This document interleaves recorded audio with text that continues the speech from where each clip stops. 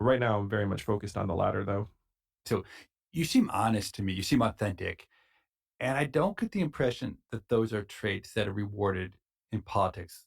What do you think?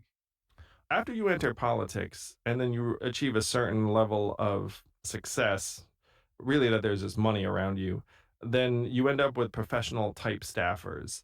And the professional type staffers really don't want you to be honest.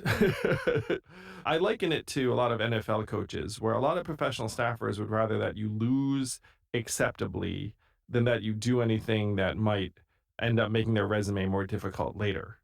And so any politician who's been in the field for a while has been burnt where they said something that was off script. Everyone got mad at them, including their team. And then their team was like, never do that again. And then the politician's like, okay, okay, I'm never going to do that again. And that's why our politicians all seem interchangeable and robotic because they've been instructed in a certain way. And yeah, like I've certainly been instructed that way and had to ignore it.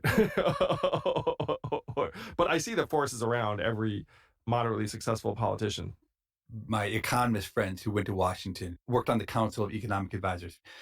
They go there thinking they're going to give economic advice to the administration. And very quickly they realize how political things are. So I remember they were doing a big jobs program, and the Council of Economic Advisors had put together a report that documented how many jobs they thought would be created from however much money was being put into this bill. And so then it turned out, because of politics, they had to hack maybe 30% off of the dollar value of the bill. So the economists said, we'll go back and take 30% off the jobs. And the policy people said, are you crazy? You can't take 30% off the jobs. We need that job number to be the same.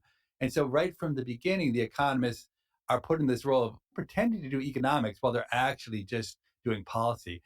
And I think for a lot of people, that's extremely difficult because they've spent their life in academics trying to be honest and authentic. And now they're out of a job if they don't stop doing that. And I think very quickly they succumb to the pressures that Washington puts on them.